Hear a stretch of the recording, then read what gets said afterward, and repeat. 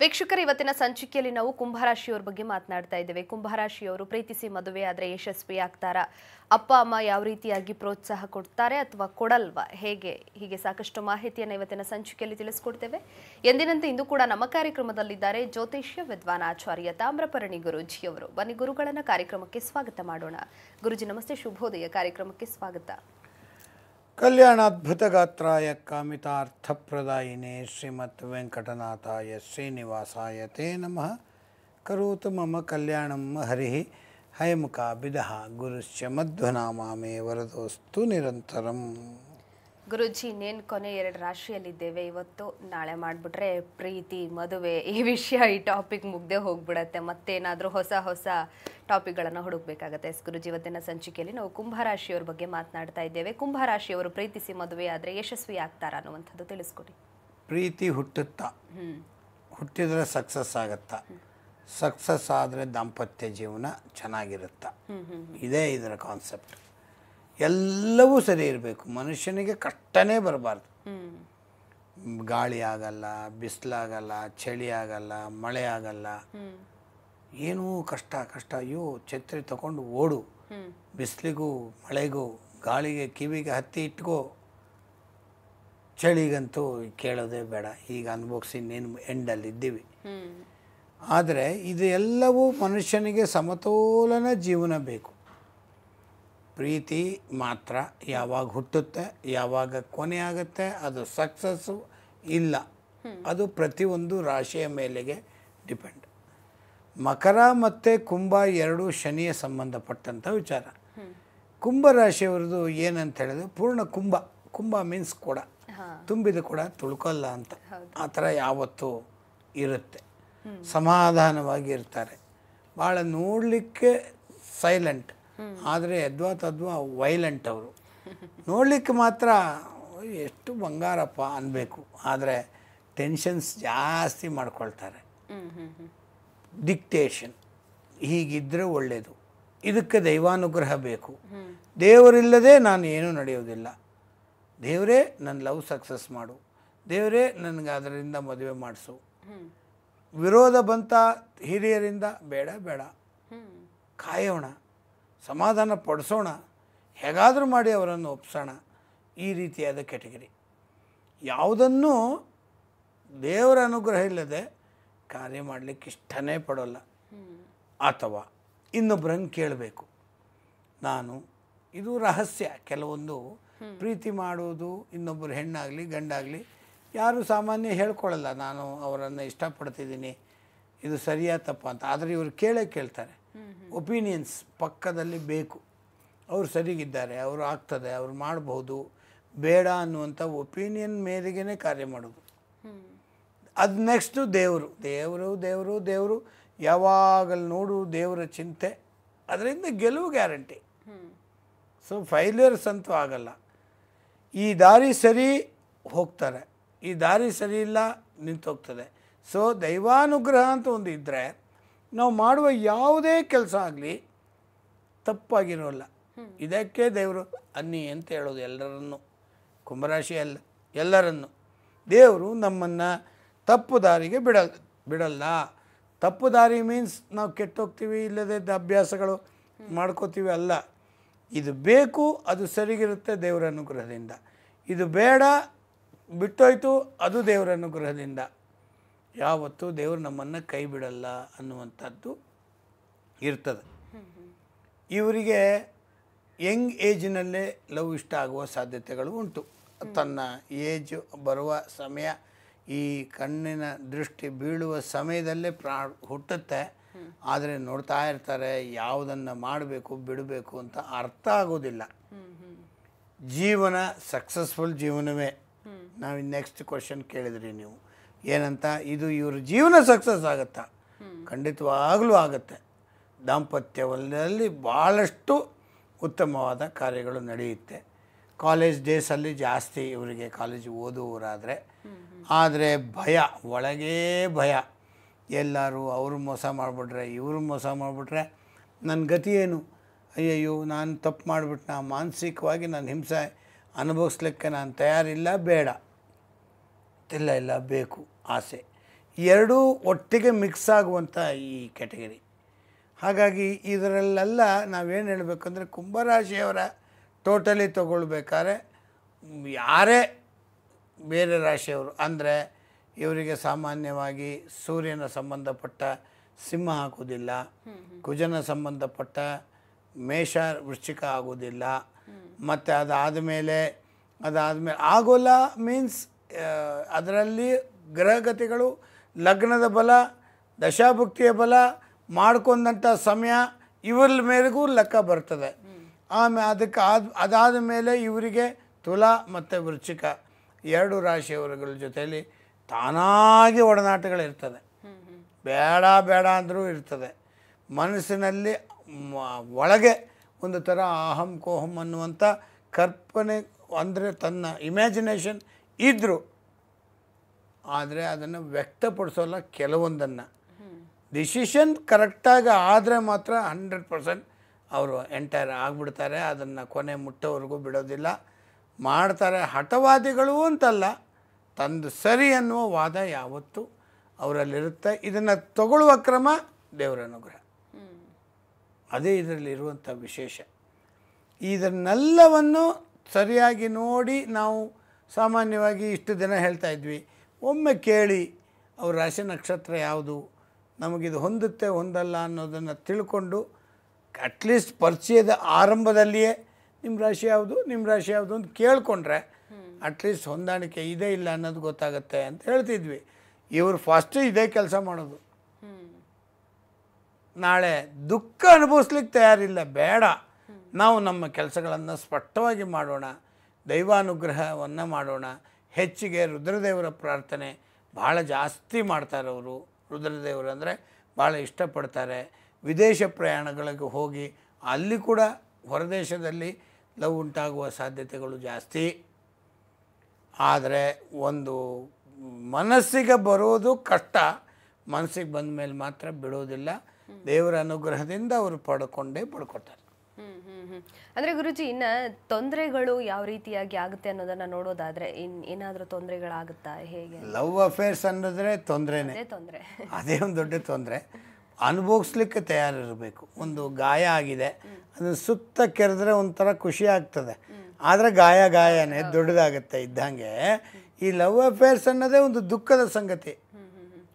ಆಗೋಗ್ಬಿಟ್ರೆ ಸಂತೋಷ, next stage ಮದುವೆ ಆದಮೇಲೆ ಚೆಂದ ಇರಬೇಕು, ದೀರ್ಘಕಾಲದ ದಾಂಪತ್ಯ ಜೀವನ ಮಾಡಬೇಕು ಅಂದರೆ ಇದಕ್ಕೆ ತಕ್ಕಂಗೆ ಇರಬೇಕು. ಒಬ್ಬೊಬ್ಬರ ಸ್ವಭಾವ ಒಂದೊಂದು 12 ರಾಶಿಗಳು, 12 ಟೈಪ್ ಆಫ್ ಸ್ವಭಾವ. ಮನುಷ್ಯನೇ 135 ಕೋಟಿ ಭಾರತೀಯರಲ್ಲಿ ಒಬ್ಬೊಬ್ಬರು ಒಂದೊಂದು ಕಲರ್ ಇದ್ದಾರೆ ನೋಡಿ, ಒಂದು ಪರ್ಸೆಂಟೇಜ್ ಮಾತ್ರ. ಅದೇ ರಾಶಿ ನಕ್ಷತ್ರದ ಮೇಲೆ ಆಧಾರ. ಸರಿ ಗುರುಜಿ, ಮತ್ತಷ್ಟು ಮಾತನಾಡೋಣ. ವೀಕ್ಷಕರೇ, ಕಾರ್ಯಕ್ರಮ ಮುಂದುವರಿಯುತ್ತೆ ಪುಟ್ಟ ವಿರಾಮದ ನಂತರ.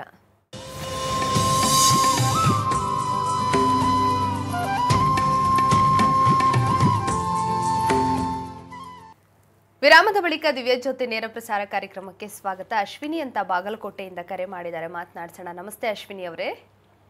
ಹಲೋ, ನಮಸ್ಕಾರ. ಯಾರ ಬಗ್ಗೆ ಕೇಳಬೇಕಾಗಿತ್ತು ಅಶ್ವಿನಿ ಅವರು? ಅವ್ರ ಜನ್ಮ ದಿನಾಂಕ ತಿಳಿಸಿಮಾ.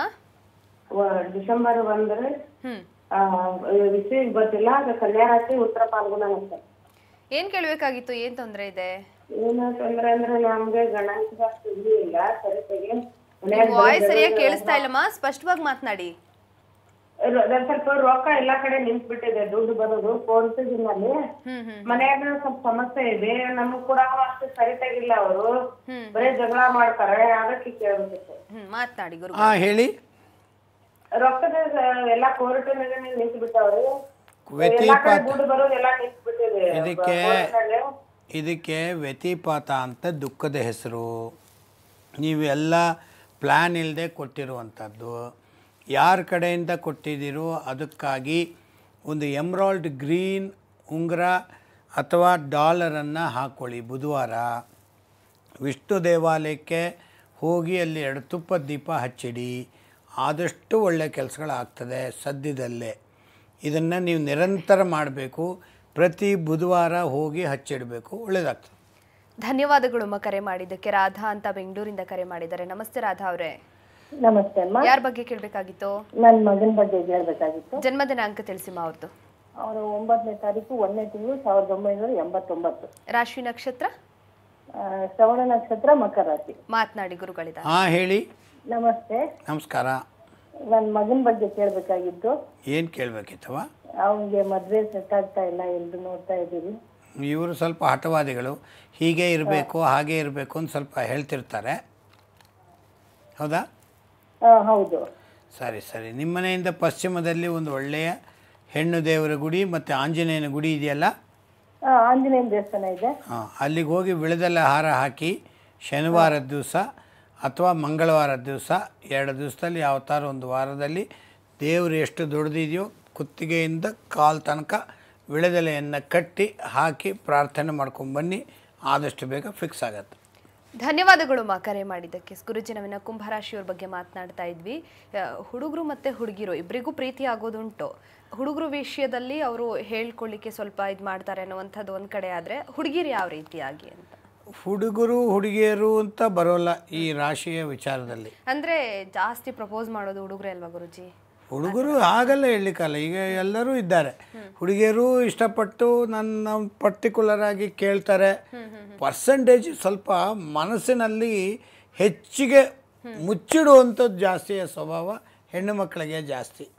ಆದರೆ ಓಪನ್ ಮಾಡೋದಂತೂ ಖಂಡಿತ. ಒಬ್ರು ಕಾಲರ್ ಹಿಡಿದರೆ ದೀಪಶ್ರೀ ಅಂತ ತುಮಕೂರಿಂದ. ನಮಸ್ತೆ. ನಮಸ್ತೆ ಮೇಡಮ್. ಯಾರ ಬಗ್ಗೆ ಕೇಳಬೇಕಾಗಿತ್ತು? ನಮ್ಮ ಬಗ್ಗೆನೇ ಕೇಳಬೇಕು. ಜನ್ಮ ದಿನಾಂಕ ತಿಳಿಸಿ ನಿಮ್ದು. 16/12/1988. ರಾಶಿ ನಕ್ಷತ್ರ? ಮೀನ ರಾಶಿ, ಉತ್ತರ ಭಾದ್ರ ನಕ್ಷತ್ರ. ಮಾತನಾಡಿ ಗುರುಗಳಿದ್ದಾರೆ. ಹಾಂ ಹೇಳಿಮ್ಮ. ನಮಸ್ತೆ ಗುರುಜಿ. ನಮಸ್ಕಾರ. ಗುರುಜಿ ಕೇಳಬೇಕಾಯ್ತು. ಹಾಂ, ಮದ್ವೆ ಬಗ್ಗೆ ಕೇಳಬೇಕಾಯ್ತು ಗುರುಜಿ. ತಡ ಯಾಕಾಯ್ತು? ಗೊತ್ತಿಲ್ಲ ಗುರುಜಿ, ಒಂದು 3-4 ಇಯರ್ಸ್ ಇಂದನೂ ಟ್ರೈ ಮಾಡ್ತಿದ್ದಾರೆ. ಹ್ಞೂ. ಆಮೇಲೆ ನಿಮ್ಗೊಂದ್ಸಲ ಕಾಲ್ ಮಾಡಿದ್ವಿ. ಹ್ಞೂ. ಅದೇ ನೀವು ಹಸುಗೆ ಪೂಜೆ ಮಾಡಿ ಮತ್ತೆ ಇದನ್ನ ಕೊಡಿ ಅಂತ ಹೇಳಿ ಗುರುಬಲಕ್ಕಾಗಿ. ಹಾಂ, ಮೀನರಾಶಿಗೆ ಅಷ್ಟೊಂದು ಟೈಮ್ ಚೆನ್ನಾಗಿರಲಿಲ್ಲಮ್ಮ. ನೀವು ಆವತ್ತು ಕೇಳಿದಾಗಲೂ ಅಷ್ಟೇ, ಇಲ್ಲಿಯ ತನಕ ಇರಲಿಲ್ಲ. ಈಗ ಒಳ್ಳೆ ಟೈಮ್ ಬಂದಿದೆ. ಆದರೆ ಒಂದು ಸ್ವಲ್ಪ ಮನೆಯಲ್ಲಿ ಸುಮಂಗಲಿ ಪ್ರಾರ್ಥನೆ ಅಂತ ಆಗಬೇಕು. ಯಾವತ್ತಾರು ಶುಕ್ರವಾರ ಅಥವಾ ಮಂಗಳವಾರ ಅಥವಾ ಪೌರ್ಣಿಮೆ ದಿವಸ ಸುಮಂಗಲಿ ಪ್ರಾರ್ಥನೆ ಅಂತ 5 ಮುತ್ತೈದೆಯರನ್ನು ಕರೆಸಿ ನೀವು ಅವರಿಗೆ ಪಾದ ತೊಳೆದು ಭಂಡಾರವನ್ನು ಹಚ್ಚಿ ಮತ್ತು ಕುಂಕುಮ, ಅರಿಶಿಣ, ಬಳೆ, ಹೂವು ಎಲ್ಲವನ್ನು ಕೊಟ್ಟು ಕೋಸಂಬರಿ ಅಥವಾ ಪಾನಕ ಮಾಡಿ ಅವರಿಗೆ ಕೊಟ್ಟು ನಮಸ್ಕಾರ ನಿಮ್ಮ ಫ್ಯಾಮಿಲಿಯಲ್ಲಿ ಮಾಡಿದ್ರೆ ಎಲ್ಲರೂ ಮಾಡಬೇಕು. ಮತ್ತು ಮಾವಿನ ಸೊಪ್ಪು ಕಟ್ಟಿದ್ರೆ ಒಳ್ಳೆಯದಾಗ್ತದೆ. ಧನ್ಯವಾದಗಳು ಮಾ ಕರೆ ಮಾಡಿದ್ದಕ್ಕೆ. ಲಕ್ಷ್ಮೀನಾರಾಯಣ ಅಂತ ಮೈಸೂರಿಂದ ಕರೆ ಮಾಡಿದ್ದಾರೆ. ನಮಸ್ತೆ. ನಮಸ್ತೆ. ಯಾರ ಬಗ್ಗೆ ಕೇಳಬೇಕಾಗಿತ್ತು? ನಮ್ಮ ಬಗ್ಗೆ ಜನ್ಮ ದಿನಾಂಕ ತಿಳಿಸಿ ನಿಮ್ದು. 11/5/1955. ರಾಶಿ ನಕ್ಷತ್ರ? ಮೂಲ ನಕ್ಷತ್ರ, ಧನಸ್ಸು ರಾಶಿ. ಮಾತನಾಡಿ ಗುರುಗಳು. ಹಾಂ ಹೇಳಿ ಲಕ್ಷ್ಮಣ. ನಮಸ್ತೆ ಗುರುಜಿ. ನಮಸ್ಕಾರ. ನಮ್ದು ವ್ಯಾಪಾರದ್ದು, ದುಡ್ಡು ಕಾಸಂದು ಏನು ನಮ್ ಬುದ್ಧಿನೇ ಓದ್ತಾ ಇಲ್ಲ. ಈ ಲೈಫ್, ರಿಟೈರ್ಡ್ ಲೈಫ್ ಅಲ್ಲಿ ಇಷ್ಟೊಂದು ಹರಾಸ್ಮೆಂಟ್ ಆಗುತ್ತಿದೆ. ಟೆನ್ಷನ್ ಜಾಸ್ತಿ ಆಗಿದೆ. Wrong planning. ಏನು ಬಿಸ್ನೆಸ್ ಮಾಡ್ತೀರಿ ತಾವು? ನಾವು ಗೋಲ್ಡ್ ಬಿಸ್ನೆಸ್ ಆರ್ಡರ್ ತಗೊಂಡು ಮಾಡ್ತಿದ್ದೋ. ಇವಾಗ ಅಂಗಡಿಗೆ ಹೋಗೋದಕ್ಕೆ ಆಗ್ತಾ ಇಲ್ಲ, ಅಂಗಡಿಗೆ ಹೋಗ್ತಾ ಇಲ್ಲ. ಇನ್ನೊಂದ್ಸತಿ ರಾಶಿ ನಕ್ಷತ್ರ ಹೇಳಿ. ಮೂಲ ನಕ್ಷತ್ರ, ಧನುಸ್ ರಾಶಿ. ಧನುರಾಶಿಗೆ ಗೋಲ್ಡ್ ಕರೆಕ್ಟಾಗಿದೆ, ಬಟ್ ಈಗ 7.5 ಬೇರೆ ಜೊತೆಯಲ್ಲಿದೆ. ಹಂಗಾಗಿ ಯಾವುದೊಂದು ಕಾರ್ಯಗಳು ಸರಿಯಾಗಿ ಆಗ್ತಾಯಿಲ್ಲ, ಸಮಯದಲ್ಲಿ ಕೊಡೋಕ್ಕೂ ಆಗ್ತಾಯಿಲ್ಲ. ಅಪವಾದಗಳು, ಇಲ್ಲದ ಅಪವಾದಗಳು ಬರ್ತದೆ. ಆಂಜನೇಯನ ಗುಡಿ ನಿಮ್ಮನೆಯಿಂದ ಉತ್ತರ ದಿಕ್ಕಿನಲ್ಲಿ ಇದೆ, ಹೌದಾ? ಹೌದು ಸರ್, ಹೌದು. ಅಲ್ಲಿಗೆ ಹೋಗಬೇಕು. ವಿಶೇಷವಾದ ಪ್ರಾರ್ಥನೆ ಗುರುವಾರದ ದಿವಸನೇ ಹೋಗಬೇಕು. ಅಲ್ಲಿಗೆ ಹೋಗಿ ಆಂಜನೇಯನ ಗುಡಿಗೆ ಹೋಗಿ ಒಂದು 21 ನಿಮಿಷಗಳ ಕಾಲ ಅಲ್ಲಿಯೇ ಕೂತು ವಿಶೇಷವಾದ ಪ್ರಾರ್ಥನೆಯನ್ನು ಮಾಡಿ, ಇದಕ್ಕೆ ದಾರಿ ಯಾವುದು ಅಂತ ಒಂದು ತೆಂಗಿನಕಾಯಿನ ಅರಿಶಿನ ಕುಂಕುಮ ಹಚ್ಚಿ ನೆಲಕ್ಕೆ ಉರುಳಿಸಿ ಅದನ್ನು ಮನೆಗೆ ತೊಗೊಂಬಂದು ಇಟ್ಕೊಳ್ಳಿ. ಒಂದು 10-15 ದಿವಸದಲ್ಲಿ ಎಲ್ಲಿ ಮಿಸ್ಟೇಕು, ನಾವು ಏನು ಮಾಡಿದ್ವಿ, ಯಾಕೆ ಹಿಂಗಾಯಿತು, ಮುಂದಕ್ಕೆ ಏನು ಮಾಡಬೇಕು, ಎಲ್ಲ ಮಾಹಿತಿಗಳು ಈಚೆ ಬರುತ್ತೆ. ಧನ್ಯವಾದಗಳು ಕರೆ ಮಾಡಿದ್ದಕ್ಕೆ. ಪ್ರೇಮ ಅಂತ ಮೈಸೂರಿಂದ ಕರೆ ಮಾಡಿದ್ದಾರೆ. ನಮಸ್ತೆ. ನಮಸ್ತೆ. ಯಾರ ಬಗ್ಗೆ ಕೇಳಬೇಕಾಗಿತ್ತು? ಮಗನ ಬಗ್ಗೆ ಮೊನ್ನೆ ಕೇಳಿದ್ವಿ ಮೇಡಮ್. ಜನ್ಮ ದಿನಾಂಕ ತಿಳಿಸಿಮ್ಮ ಅವ್ರದ್ದು. ಜನ್ಮ 4/11/82. ರಾಶಿ ನಕ್ಷತ್ರ? ಗುರುವಾರ ಸಂಜೆ 6:30. ರಾಶಿ ನಕ್ಷತ್ರ ಹೇಳಿ. ವೃಷಭ ರಾಶಿ ಮೃಗಶಿರ ನಕ್ಷತ್ರ. ಮಾತನಾಡಿ ಗುರುಗಳಿದ್ದಾರೆ. ಹೇಳಿ. ನಮಸ್ತೆ ಗುರುಜಿ. ಮೊನ್ನೆ ಮಗನ್ ಮದ್ವೆ ವಿಷಯ ಕೇಳಕ್ ಮಾಡಿದ್ವಿ ಸ್ವಾಮಿ. ಅದೇ ಇದು ಪುಷರಾಗ ಹಾಕೊಳಕ್ಕೆ ಅಂತ ಹೇಳಿದ್ರಿ. ಅದ್ ಎಷ್ಟು ಕ್ಯಾರೆಟ್ ಹಾಕೋಬೇಕು, ಯಾವ ಬೆಳಗ್ಗೆ ಹಾಕೋಬೇಕು ಸ್ವಾಮಿ? ಯಾವ್ದು ಬಂದ್ರು ಕಟ್ ಆಗ್ತಾ ಇಲ್ಲ ಸ್ವಾಮಿ. ಅವ್ನಿಗೆ ಬರ ನೋಡಕ್ಕೆ ಕರ್ಕೊಂಡು ಹೋಗಕ್ ಆಗ್ತಾ ಇಲ್ಲ ಅವನ್ನ, ಯಾವ್ದು ಎಲ್ಲೂ. ನೋಡಮ್ಮ, ಒಂದು ಮಾತ್ರ ಚೆನ್ನಾಗಿ ತಿಳ್ಕೊಳ್ಳಿ, ನಮ್ಮ ಅಪೇಕ್ಷೆನೂ ಇರಬೇಕು, ನಮ್ಮ ಪ್ರಯತ್ನ ವಿಶೇಷವಾಗಿ ಮಾಡಬೇಕು, ದೇವರ ಅನುಗ್ರಹನೂ ಬೇಕು. ಇದರಲ್ಲಿ ಗ್ರಹಗತಿಗಳ ಅನುಗ್ರಹ, ದೇವರ ಅನುಗ್ರಹ ಎಲ್ಲ ಒಟ್ಟಿಗೆ ಕೊಡುತ್ತೆ. ಮೊದಲನೇದು ಫಸ್ಟ್ ಫಿಂಗರ್ಗೆ ಅಂತ ಹೇಳ್ತೀವಿ, ಅದಕ್ಕೆ ಪುಷ್ಪರಾಗ 4 ಕ್ಯಾರೆಟು ಅಥವಾ 5 ಕ್ಯಾರೆಟು, 6, 7, 8, 9 ಕ್ಯಾರೆಟ್ವರೆಗೂ ಹಾಕ್ಬೋದು. ಕನಿಷ್ಠ ಪಕ್ಷ ಅದು ಡಿಪೆಂಡ್ಸು, ತುಂಬ ಕಾಸ್ಟ್ಲಿ ಆಗುತ್ತೆ. ಒಳ್ಳೆ ಸ್ಟೋನ್ ಅಂದರೆ ಸಿಕ್ಕಾಪಟ್ಟೆ ಕಾಸ್ಟ್ಲಿ. ಸ್ವಲ್ಪ ಕ್ಲೆನ್ಸಿನೆಸ್ ಇದೆಲ್ಲ ಮಾಡಿದ್ರೆ ಚೂರು ಕಡಿಮೆ ಆಗುತ್ತೆ. ಹಾಗಾಗಿ ಅದಕ್ಕೆ ತಕ್ಕಂಗೆ ನೀವು ನೋಡಿ 4 ಕ್ಯಾರೆಟ್ ಅಂತೂ ಇರಲಿ, ಒಳ್ಳೆಯದಾಗ್ತದೆ. ಧನ್ಯವಾದಗಳು ಕರೆ ಮಾಡಿದ್ದಕ್ಕೆ. ವೀಕ್ಷಕರೇ, ನಿಮಗೂ ಕೂಡ ಸಮಸ್ಯೆಗಳಿದ್ದಲ್ಲಿ ಗುರೂಜಿಯವರನ್ನ ನೇರವಾಗಿ ಭೇಟಿಯಾಗಬೇಕು ಅಂತಿದ್ದಲ್ಲಿ ನಿಮ್ಮ ಟಿವಿ ಸ್ಕ್ರೀನಲ್ಲಿ ನಂಬರ್ ಡಿಸ್ಪ್ಲೇ ಆಗ್ತಿದೆ. ನಂಬರ್ಗೆ ಕರೆ ಮಾಡಿ ಅಪಾಯಿಂಟ್ಮೆಂಟ್ ತಗೊಂಡು ಗುರುಗಳನ್ನ ನೇರವಾಗಿ ಭೇಟಿಯಾಗಿ ಅಂತ ಹೇಳ್ತಾ ಕಾರ್ಯಕ್ರಮದಲ್ಲಿ ಮತ್ತೊಂದು ಪುಟ್ಟ ವಿರಾಮ.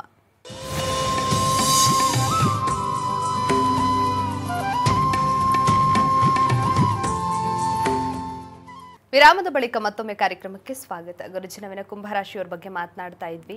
ಇನ್ನು ಹೆಚ್ಚಿನದಾಗಿ ಏನೇನೆಲ್ಲ ಸವಾಲುಗಳನ್ನು ಎದುರಿಸಬೇಕಾಗತ್ತೆ ಅವರು? ಜೀವನನೇ ಒಂದು ಸವಾಲು, ಅದರಲ್ಲಿ ಪ್ರೀತಿ ಬೇರೆ.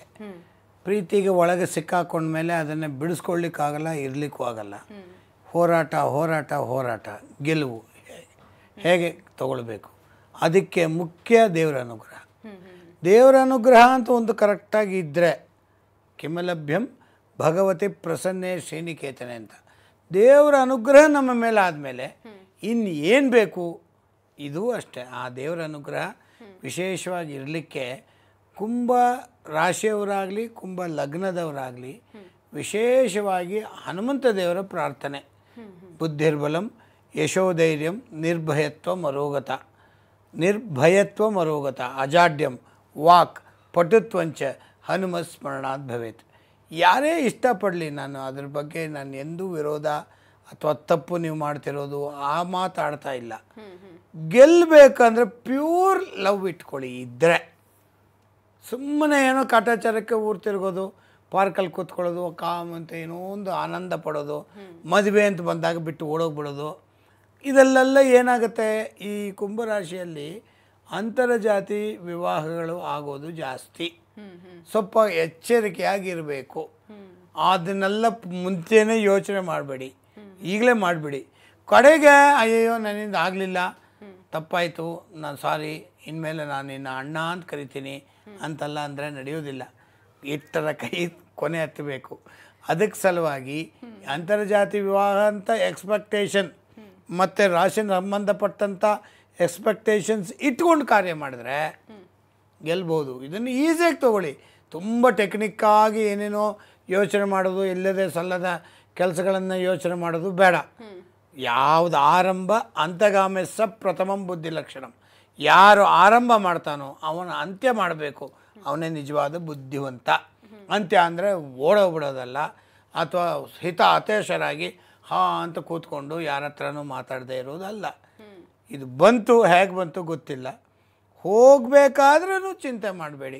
ಆಯಿತು, ಇದೆಲ್ಲ ದೇವ್ರ ಇಚ್ಛೆಯಲ್ಲಿ ಇಲ್ಲ, ಇವನನ್ನು ಮದುವೆ ಮಾಡಿಕೊಳ್ಳುವ ಇಚ್ಛೆ ದೇವ್ರಿಗಿರಲಿಲ್ಲ, ಅದರಿಂದ ನಾನು ಈ ರೀತಿಯಾಗಿ ಆದೆ, ಬಿಡು ದೇವರೇ. ಅದಕ್ಕಾಗಿ ಅಪ್ಪ ಅಮ್ಮಂದರಿಗೆ ಹಿಂಸೆ, ಮತ್ತೊಬ್ಬರಿಗೆ ಹಿಂಸೆ ಕೊಡೋದು ಇತ್ಯಾದಿಗಳು ಮಾಡಬಾರ್ದು. ಧೈರ್ಯದಿಂದ ಹೋರಾಟ. ಅಂತರ್ಜಾತಿಗೆ ನಿಮ್ಮ ಮನೆಗಳಲ್ಲಿ ಒಪ್ತಾರೆ ಅಂದರೆ ಆರಂಭದಿಂದ ಕೈ ಹಿಡಿ, ಇಲ್ಲದಿದ್ದರೆ ಬೇಡ. ಸರಿ ಗುರುಜಿ, ಯಾವ ಶ್ಲೋಕ ತಿಳಿಸ್ಕೊಡ್ತಾ ಇದ್ದೀರಾ? ಇವತ್ತು ಅಕ್ಷೋಭ್ಯ ತೀರ್ಥರು ಅಂದರೆ ಕೂಡ್ಲಿ ಅಕ್ಷೋಭ್ಯ ತೀರ್ಥರು ಅಂತ ತುಂಗಾ ಭದ್ರಾ ಎರಡೂ ಸಪ್ರೇಟ್ ಹೋಗ್ತಿತ್ತಂತೆ. ಅದನ್ನು ಎರಡನ್ನು ಕೂಡಿಸಿದಂಥ ಮಹಾನುಭಾವರು ಕೂಡ್ಲಿ ಅಕ್ಷೋಭ್ಯ ತೀರ್ಥರು ಅಂತ ಆ ಮುನಿಗಳ ಹೆಸರನ್ನು, ಅವ್ರ ಸ್ಮರಣೆಯನ್ನು ಮಾಡುವ. ಅಕ್ಷೋಭ್ಯ ತೀರ್ಥ ಮುನಿನ ನಿಜ ಶಿಷ್ಯ ಹಿತೈಷಿನ ವೇದ ಸಾರಮಿದಂ ಪ್ರೋಕ್ತಂ ಪ್ರೀತ್ಯೈ ಮಾಧವ ಮಧ್ವಯೋ. ಅಕ್ಷೋಭ್ಯ ತೀರ್ಥರು ಅನ್ನುವಂಥದ್ದು ಶಿಷ್ಯರುಗಳ ಹಿತರಕ್ಕಾಗಿ ಮಾಡುವ ಕೆಲಸ ಕಾರ್ಯಗಳ ಎಲ್ಲವನ್ನು ಮತ್ತು ಮಹಿಮೋಪೇತರಾದ ಅಕ್ಷೋಭ್ಯ ತೀರ್ಥರ ಪ್ರಾರ್ಥನೆ ಮಾಡಿದರೆ ಇಷ್ಟಾರ್ಥ ಸಿದ್ಧಿಗಳು ಆಗ್ತದೆ. ಸರಿ ಗುರುಜಿ, ಇಷ್ಟೊತ್ತು ಕಾರ್ಯಕ್ರಮದಲ್ಲಿ ಸಾಕಷ್ಟು ಮಾಹಿತಿಯನ್ನು ತಿಳಿಸ್ಕೊಟ್ರೆ ಧನ್ಯವಾದಗಳು. ಸರ್ವೇ ಜನಾಃ ಸುಖಿನೋ ಭವಂತು, ಸಮಸ್ತ ಸನ್ಮಂಗಳಾನಿ ಭವಂತು. ವೀಕ್ಷಕರೇ, ಇದಾಗಿತ್ತು ಇವತ್ತಿನ ದಿವ್ಯ ಜ್ಯೋತಿ ನೇರ ಪ್ರಸಾರ ಕಾರ್ಯಕ್ರಮ. ಮುಂದಿನ ಸಂಚಿಕೆಯಲ್ಲಿ ಮತ್ತೆ ಭೇಟಿಯಾಗೋಣ. ನೋಡ್ತಾ ಇರಿ ಸರಳ ಜೀವನ, ಇದು ಮನುಕುಲದ ಒಳಿತಿಗಾಗಿ.